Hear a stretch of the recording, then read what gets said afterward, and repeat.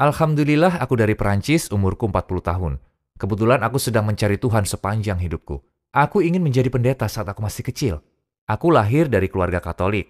Sepanjang hidupku aku berusaha mencari Tuhan dalam berbagai macam pengalaman. Dan perlahan, kau tahu, aku mulai menemukan Islam. Bagaimana kehidupanmu dengan keyakinanmu? Apa yang kamu percayai? Aku adalah seorang Kristen karena keluargaku membaptisku saat aku berusia 2 tahun. Dan kemudian pada suatu titik, aku pikir aku harus menjadi pendeta karena aku sangat suka agama. Dan kukira itu masuk akal dalam hidupku, bahkan sewaktu aku masih anak-anak. Tapi kemudian setelah keluargaku tidak terlalu mendukungku untuk mengejar hal itu, mereka lebih mendorongku untuk menjadi seorang Buddha. Jadi aku mulai berlatih meditasi. Dan itu sangat membantuku menenangkan diri dan hal-hal seperti itu. Dan kemudian aku mencoba banyak jenis kepercayaan lainnya, seperti Reiki, yang merupakan jenis penyembuhan atau perdukunan. Aku mencoba untuk tertarik pada semua jenis agama. Apa hal yang membuatmu mempertanyakan keyakinanmu? Apakah itu suatu peristiwa atau pemikiran? Dan kapankah itu? Jadi ada saatnya. Aku adalah penyanyi untuk pasangan selama beberapa tahun di Filipina. Itu adalah mimpiku, dan aku mengingatnya dengan sangat baik. Aku ada di Hong Kong. Aku baru saja selesai manggung, konser di festival, dan aku bermain di depan penyanyi idolaku. Aku bertemu dengannya, dan dia datang ke konserku. Aku merasa sangat rendah hati, dan aku berpikir pasti ada sesuatu yang tidak beres dalam hidupku. Aku tidak tahu apa itu. Aku berpikir aku tidak pada kebenaran. Tiba-tiba, sesuatu membuatku sadar bahwa aku punya kehidupan yang baik dan semuanya. Tapi ada sesuatu yang hilang dalam hidupku. Aku tahu aku tidak menjalani hidupku dengan benar. Aku tidak bisa mengatakan apa itu. Jadi itu pemicunya. Dan aku memutuskan untuk berjalan 1000 kilometer dari perbatasan Spanyol menuju pantai barat Spanyol. Itu adalah perjalanan 1000 kilometer. Butuh waktu 30 hari. Itu adalah pengalaman yang luar biasa karena aku mulai mencoba merenungkan Tuhan. Aku bertemu banyak orang Kristen sepanjang jalan. Jadi aku pikir itu adalah peristiwa besar karena aku berbicara dengan Tuhan sambil berjalan. Dan aku memintanya untuk, kamu tahu, mewujudkan dirinya dalam hidupku. Aku ingin menemukannya. Dan aku percaya bahwa berjalan adalah bagian dari proses. Di akhir perjalananmu, bagaimana perasaanmu? Bisakah kamu menemukan Tuhan? Sedihnya, setelah berjalan 1000 kilometer, aku ingat dengan jelas saat itu. Jadi kamu berharap menjadi lebih tulus dan suci kan? Aku baru saja tiba di Santiago de Compostela. Aku menghadiri upacara dan di sana ada seorang pria Brasil yang datang ke arahku mengendarai sepeda dan membuatku takut. Aku teriakkan sebuah umpatan dalam bahasa Brasil, dan dia juga membalas sesuatu yang buruk kepadaku. Aku baru saja berjalan 1000 kilometer, dan aku pikir aku menjadi lebih suci. Jadi setelah kejadian ini, aku sadar jalan kaki saja tidak cukup. Kamu perlu melangkah dengan sesuatu yang memberimu panduan untuk tidak menyakiti perasaan orang lain.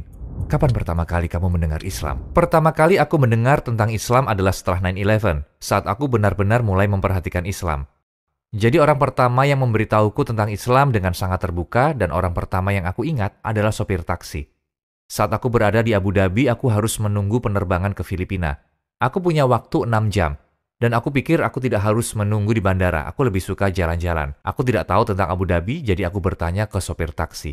Apa yang bisa aku kunjungi di sini? Dia berkata ada masjid putih besar, Masjid Agung. Jadi aku bilang, ayo ke sana.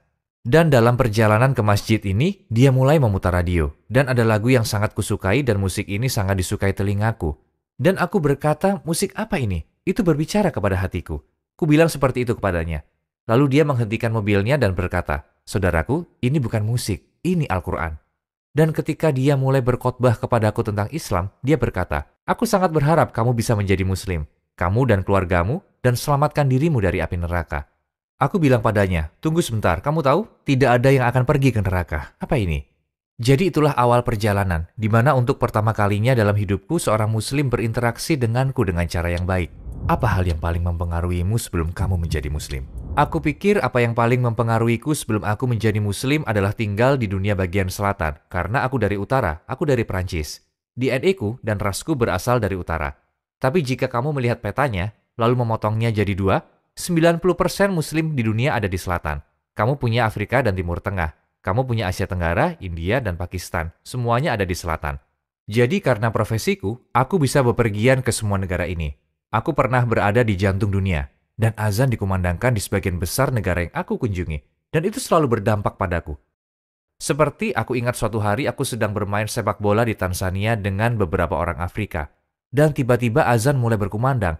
Dan aku seperti, wow, ini dahsyat, ini luar biasa. Aku menyukainya. Kemudian aku pergi ke Siprus. Azan yang sama dikumandangkan di Nikosia. Dan dampaknya itu membuatku merasa ditarik.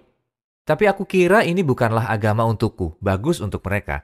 Tapi aku kira itu adalah agama untuk orang Arab. Bagaimana kamu yakin bahwa Islam adalah 100% benar? Ada dua alasan mengapa aku percaya bahwa Islam 100% benar. Salah satunya adalah fakta karena Al-Quran adalah firman Tuhan. Dan aku menyadari itu dan aku tidak pernah tahu itu. Sebenarnya ada banyak dari apa yang telah dikatakan di Al-Quran ditemukan baru-baru ini atau beberapa dekade yang lalu. Aku tidak percaya bahwa sebenarnya Al-Quran benar-benar membuktikannya kepadaku. Itu hanya bisa jika hanya firman dari Tuhan. Itu hanya bisa datang dari Tuhan dan bukan dari Nabi Muhammad SAW.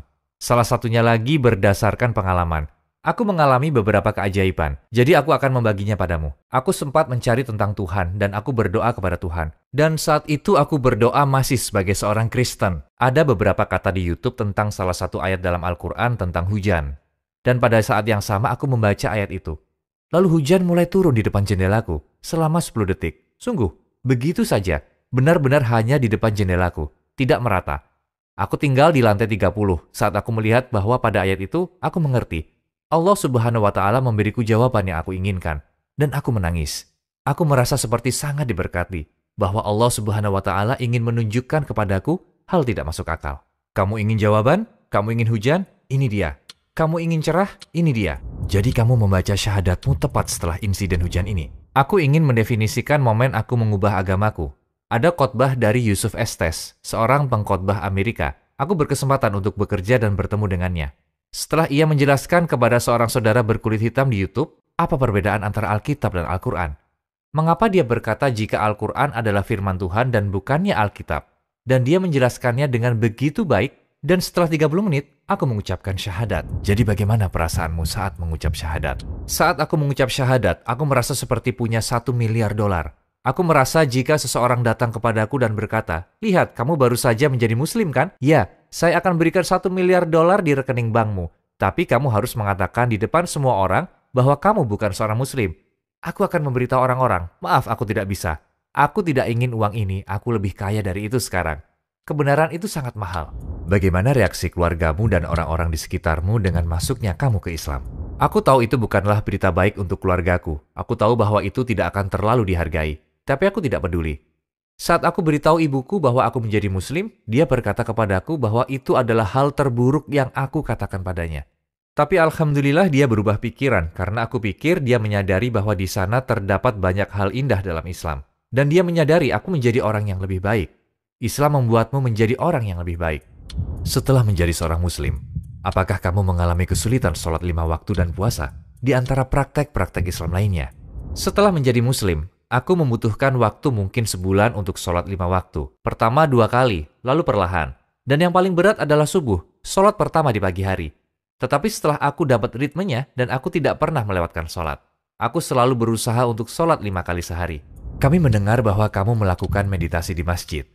Apa perbedaan antara meditasi dan sholat? Dan bagaimana perasaanmu? Perbedaan utama antara meditasi atau meditasi Buddha dan sholat adalah ketika kamu bermeditasi sebagai Buddha, kamu mencoba mengosongkan pikiranmu.